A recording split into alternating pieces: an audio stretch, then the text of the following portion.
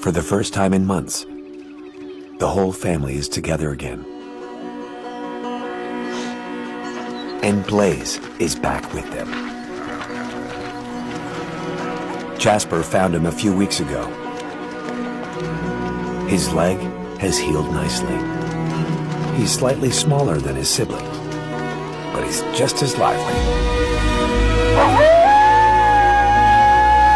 Jasper has finally reunited his entire family. It's a chance for the alphas to remind everyone who's boss, and for a good old catch-up. But the search for food must go on. And this time, no one's getting left behind.